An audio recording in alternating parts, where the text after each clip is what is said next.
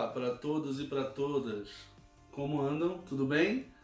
Aqui quem fala mais uma vez é o professor Iron e hoje daremos continuidade à nossa aula sobre a história do Museu de Arte Sacra de Pernambuco.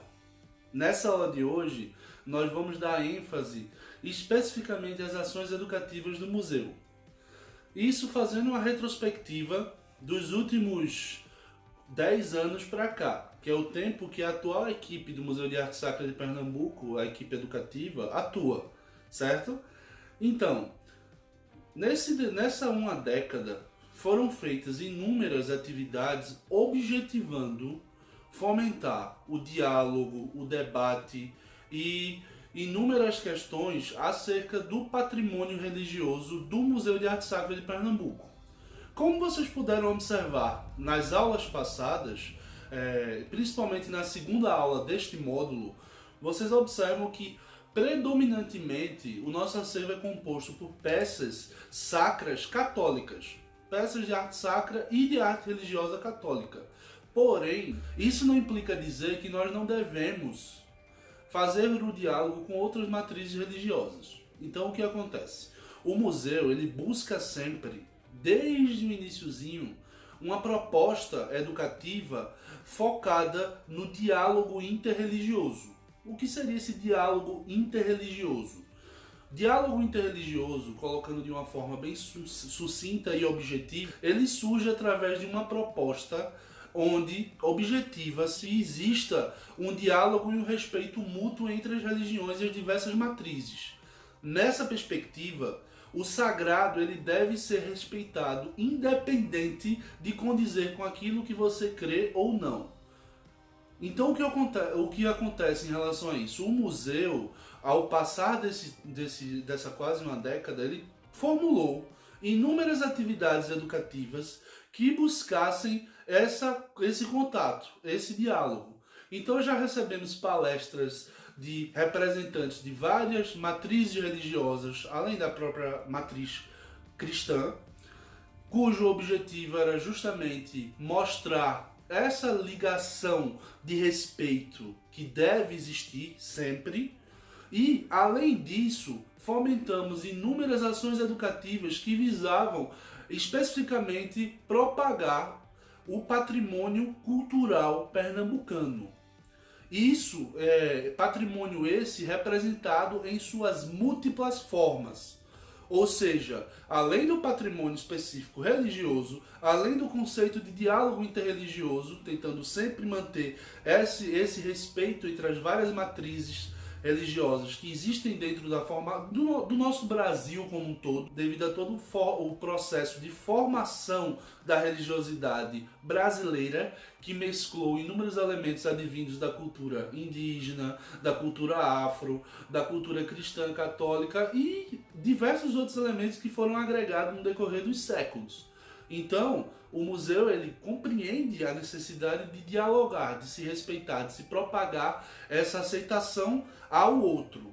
Entendam bem, diálogo interreligioso não parte do pressuposto de que você necessariamente vai acreditar, vai crer no que o outro crê. Porém, você deve respeitar e amar seu próximo independente do credo. Para deixar mais claro nisso, como eu coloquei um pouquinho, eu esmiucei um pouco no texto da aula passada.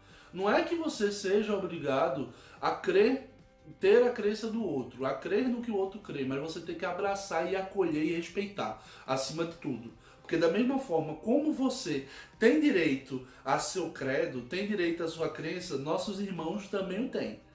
Entende? Então, por ser um museu que envolve temas vinculados à religião, é sempre bom reforçar essa possibilidade de diálogo com outras matrizes.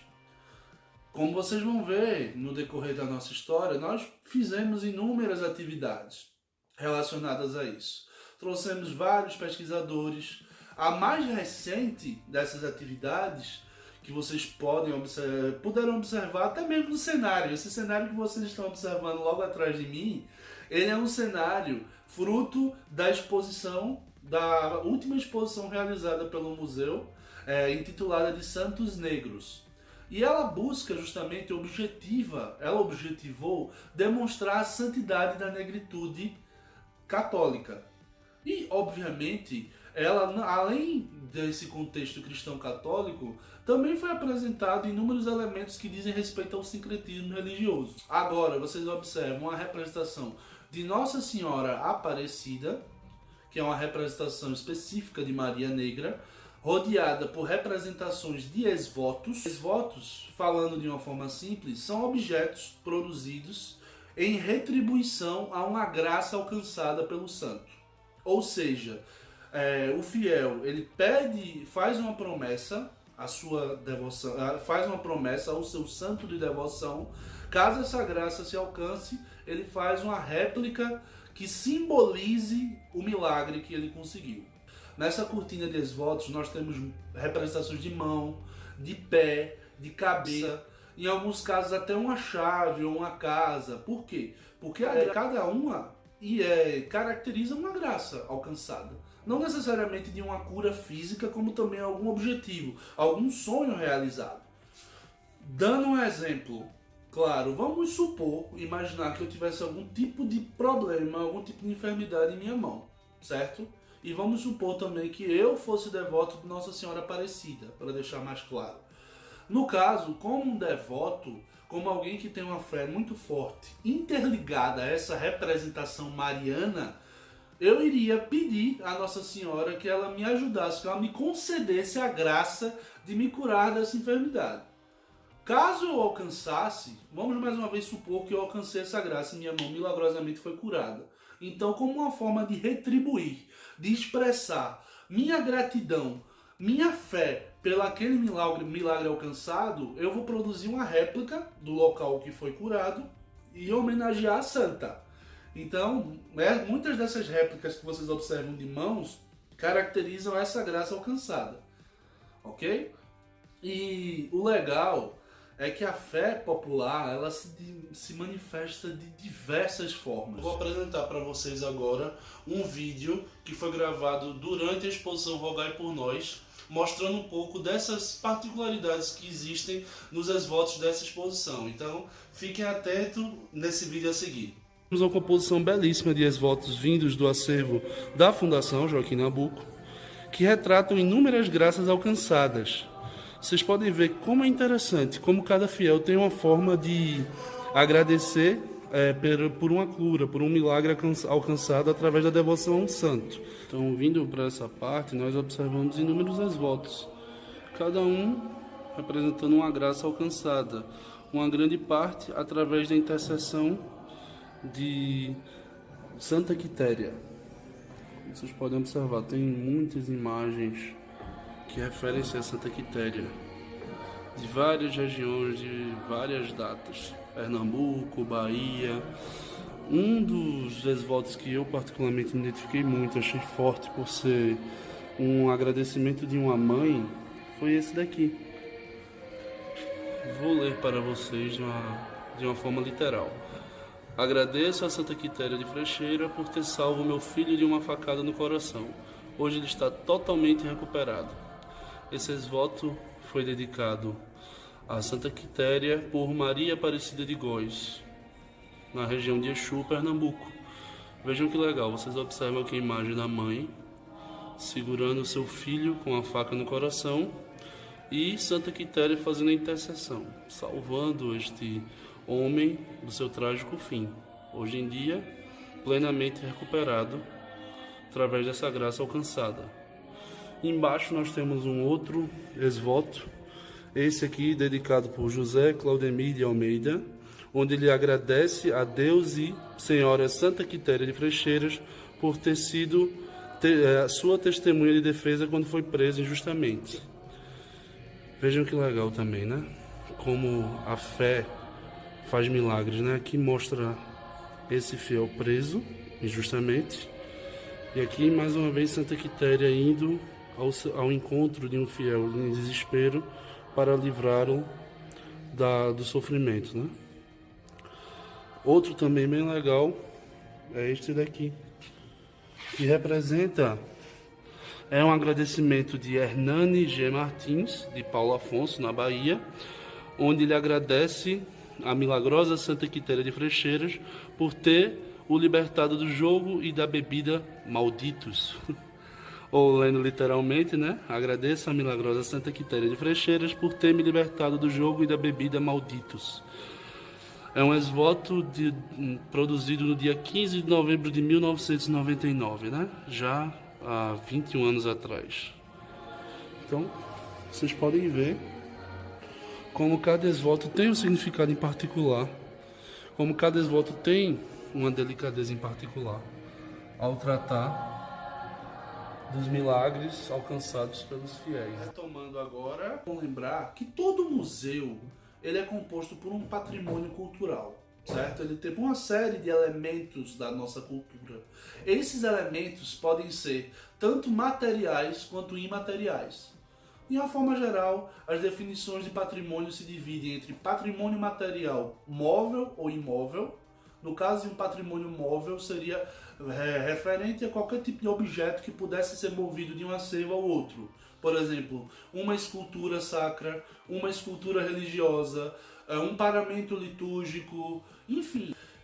Este tipo de objeto ele tem a denominação básica de patrimônio material móvel.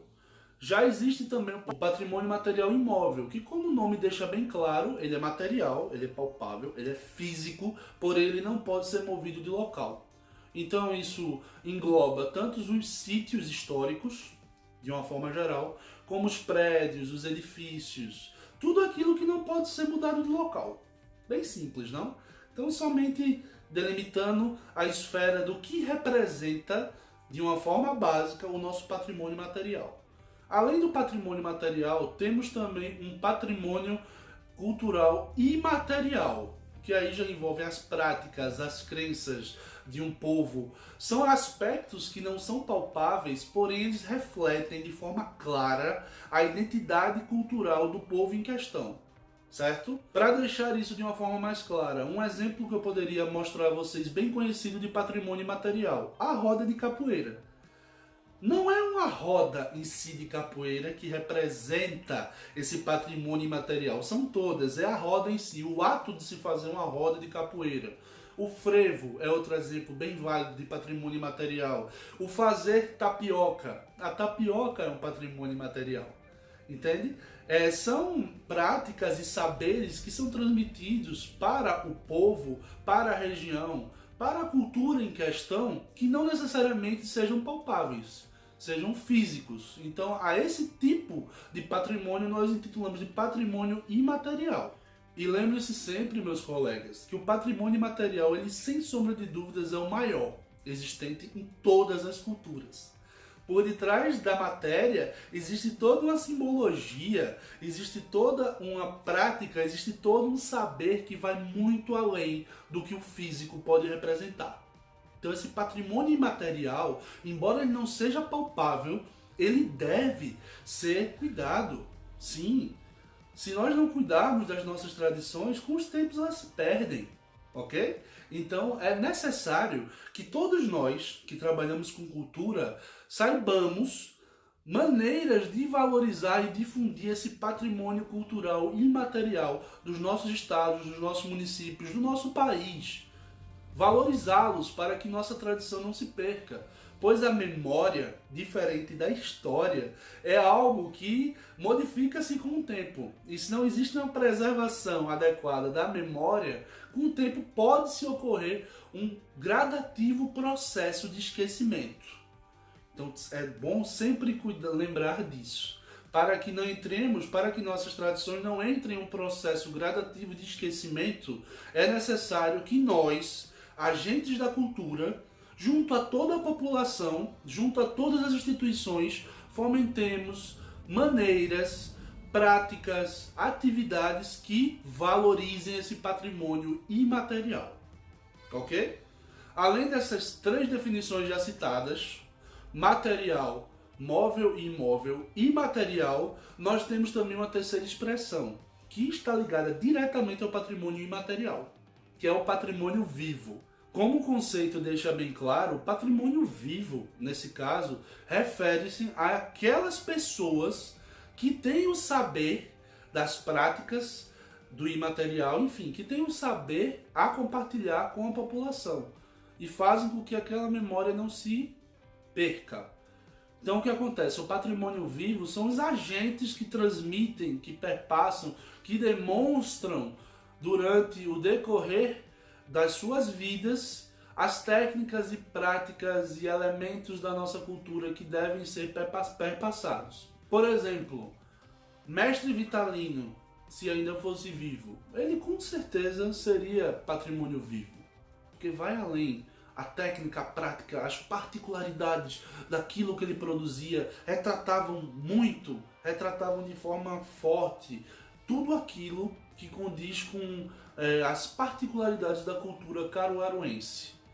Isso serve para Caruaru, isso serve para qualquer local, tá certo? Os artistas e os produtores de cultura, os artesãos, cada um à sua maneira, eles mantêm acesa a memória sobre aquela atividade. Então, alguns deles que manifestam de forma mais expressiva, pelo menos que são selecionados como representantes daquela técnica específica, daquela representação cultural específica, eles podem ganhar o título de patrimônio vivo. E esse título é importante porque faz com que as pessoas que ganham desse determinado título possam ter de uma forma, vamos dizer assim, até de uma forma mais acessível alguns recursos vindos do poder público para que essa tradição não se perca, certo? Então aqui agora nós apresentamos as quatro definições básicas, na verdade os 3 conceitos básicos de patrimônio: material, imaterial e vivo. Porque lembre-se sempre, o material, mesmo sendo móvel ou imóvel, ele é um só, o conceito é de patrimônio material, só que as formas desse patrimônio se modificam, podendo ser um patrimônio que possa ser transportado, como um patrimônio que não tenha como sair daquele determinado local, ok? Então o educativo ele busca sempre mostrar, apresentar as definições de patrimônio cultural para seu público, para que seja possível que esse público saia um pouco mais capacitado e que consiga identificar por conta própria outras definições existentes por aí, certo? Outras técnicas, outros saberes, outros elementos, porque o patrimônio está sempre em construção. A primeira vez que se falou em patrimônio histórico não era basicamente referente ao patrimônio material. Não se tinha ainda uma noção tão aprofundada desse patrimônio imaterial, dessa riqueza. Então o que acontece? Esse patrimônio ele está em constante evolução, ele está em constante crescimento e deve ser valorizado, deve ser preservado. E para que ele seja valorizado e preservado, ele tem que principalmente ser conhecido. Se você não conhece, tentem imaginar uma cor que vocês nunca viram. É impossível de imaginar. Então o que acontece? Se você não conhece, você não vai preservar, porque simplesmente você não sabe do que se trata. E se você não sabe do que se trata, você não se importa e acaba não valorizando. Então práticas como essa são condições elementares para que nós possamos, enquanto agentes da cultura, enquanto museólogos, historiadores, cientistas de uma forma geral, possamos nos subsidiar, nos munir de elementos para propagar a nossa cultura. Existe algo muito sério que está na Constituição fundamental, elementar do povo brasileiro. Darcy Ribeiro já dizia muito isso, que é uma identidade ainda de um povo colonizado que supervaloriza o que vem de fora e esquece do que está aqui dentro, da nossa pátria, da nossa cultura, da nossa identidade, da riqueza que aqui existe. Ele coloca em um determinado texto uma frase que me marcou muito, que basicamente seria: somos feitos para não ser. Que, definindo em linhas gerais, ele quer dizer que nós, como produto de um povo colonizado, buscamos sempre ser o colonizador. Buscamos sempre subsídios para que nos tornemos o colonizador. Então o que acontece? Nós costumamos valorizar muito o que é de fora e esquecer do que está aqui, do que é nosso. E essa mentalidade que vem há anos arraigada, que vem há anos constituídas numa mentalidade coletiva, num subconsciente coletivo, para ser modificada, necessita-se que nossa riqueza cultural seja conhecida. Então, sem que ela seja conhecida, nós não chegaremos a lugar nenhum. Os principais itens que são vendidos no museu e que dizem respeito a propagar um pouco mais de forma física o conteúdo que existe dentro do Museu de Arte Sacra de Pernambuco são seus catálogos. O primeiro produzido foi esse catálogo de 40 anos. Nesse catálogo vocês têm aqui nós já apresentamos aqui um acervo de mais de 200 peças. Está longe de ser nosso acervo completo, mas enfim, a publicação é muito interessante porque ela já vai demonstrar para vocês um pouco da riqueza do acervo do Museu de Arte Sacra de Pernambuco. Os capítulos são muito bem divididos, temos os textos de abertura, inclusive vocês tiveram acesso a um desses textos logo na primeira aula, porque o texto de 40 anos eu passei para vocês, o texto integral está aqui no catálogo, ok? Então vocês têm um sumário muito rico, no sentido de definir, delinear alguns elementos do Museu de Arte Sacra de Pernambuco, como vocês vão observar na imagem a seguir. Então, o primeiro item se chama 40 anos de museu, 400 anos de história. Vocês tiveram acesso ao texto na primeira aula. O segundo item é Museu de Arte Sacra de Pernambuco, um monumento à fé, à cultura e à história de um povo, que é o texto produzido pelo nosso gestor, Frei Rinaldo, que é de uma acessibilidade muito grande também. Nós temos então um texto comemorativo do MASP 40 anos que algumas autoridades de Pernambuco se pronunciaram sobre o lançamento desse catálogo. Então são textos que vão falar um pouco, que envolvem desde o nosso governador, alguns representantes, alguns agentes estaduais falando sobre o lançamento dessa publicação, para quem quiser conhecer. E além disso, nós dividimos o catálogo por temática. Então vocês vão ter no primeiro item Santos Homens, depois temos uma parte específica sobre Santos Negros, que era já um projeto, antes mesmo da exposição de Santos Negros existir, nós já objetivávamos fazer uma exposição específica sobre isso, exaltando a santidade negra e buscando combater o preconceito racial e o preconceito religioso também. Então aqui nós soltamos a primeira fagulha, colocamos logo um título Santos Negros específico.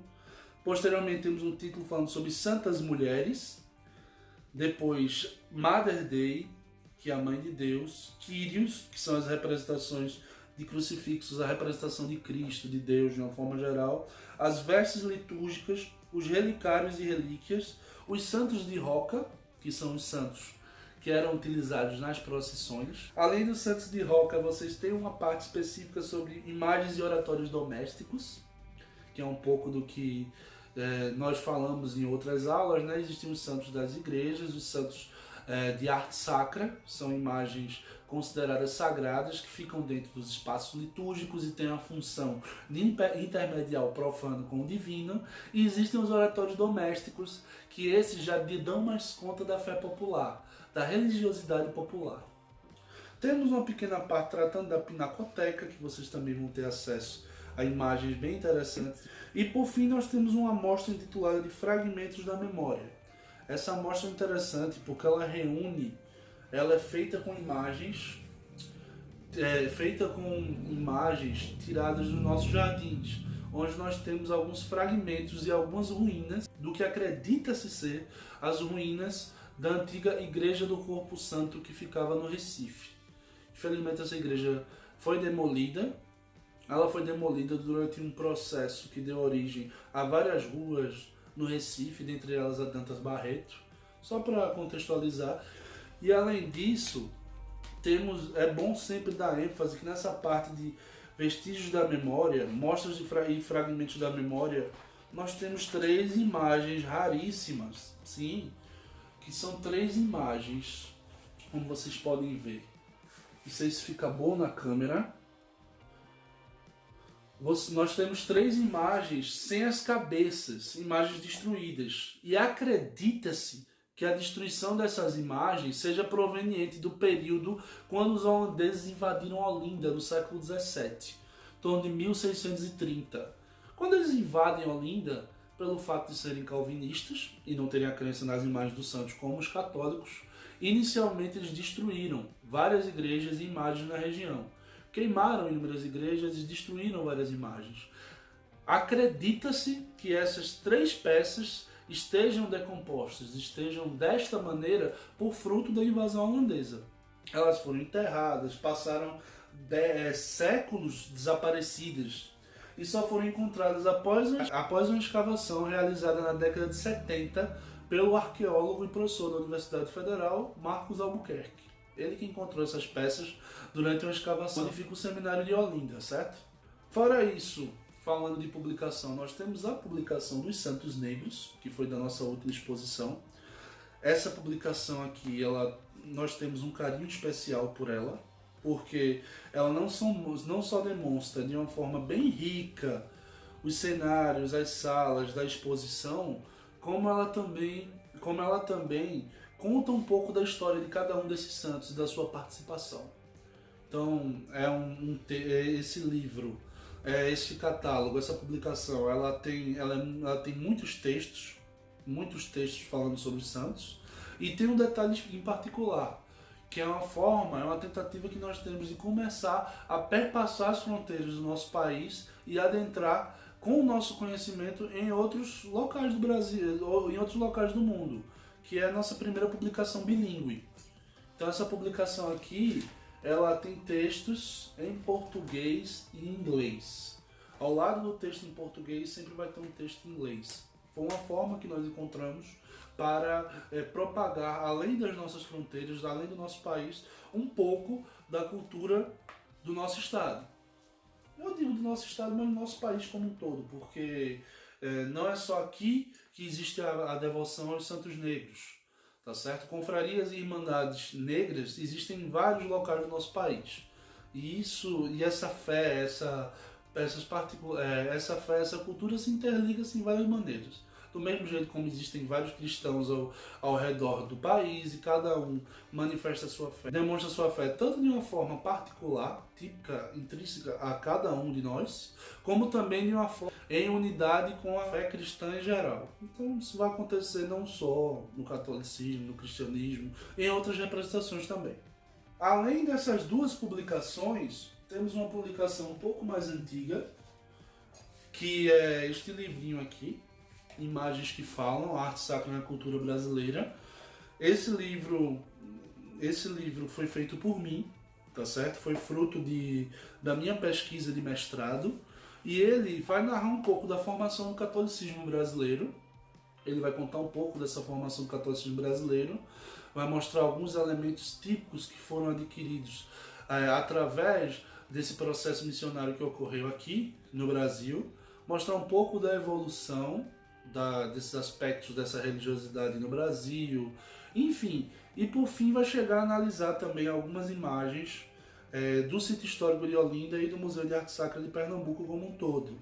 Então é um livro que, para quem quiser adquirir, ele também tem uma informação, ele também tem um conteúdo bem interessante, certo?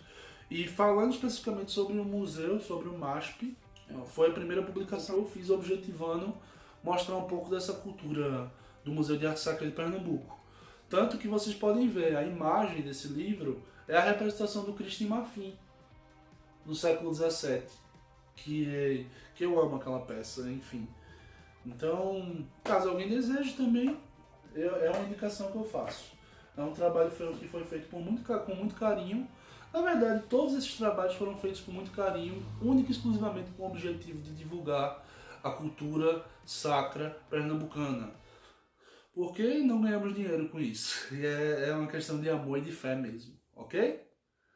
Pronto, dito isso, eu acredito que, para contextualizar de uma forma geral um pouco do que ocorre dentro do educativo do museu, as propostas que fazemos com esse viés de diálogo interreligioso, de contextualização do patrimônio cultural, e as exposições que fazemos no Museu de Arte Sacra de Pernambuco, elas são norteadas por esses conceitos. conceito de patrimônio cultural em suas esferas material e imaterial, o conceito de arte sacra e de arte religiosa, o conceito de diálogo interreligioso, pois tudo sempre é feito com respeito ao irmão, independente da crença e do credo, e a tentativa, a objetivação, a busca pela valorização do nosso patrimônio religioso, certo? É isso, pessoal. Espero que o conteúdo tenha sido suficiente para, pelo menos, demonstrar um pouquinho do que constitui o educativo do MASP, certo? Um pouquinho do que constitui os conceitos que norteiam nossa visão sobre os temas que abordamos. Para qualquer outra dúvida, estou à disposição tanto pelo mural do curso, quanto pelo WhatsApp, que vocês tiveram acesso através do link que eu mandei anteriormente. Inclusive, mais uma vez eu reforço, a participação não é obrigatória, ela é facultativa, mas fica muito mais fácil para nós professores, tanto para mim como para o professor André, respondê-los através do grupo do WhatsApp do museu. Então, para quem tiver necessidade de uma resposta mais imediata, quem quiser um contato mais humano dentro das possibilidades digitais, entrem pelo nosso grupo do WhatsApp, ok? Então é isso, vou encerrando mais uma aula. Obrigado mais uma vez por estar aqui conosco, fiquem todos com Deus e até a próxima.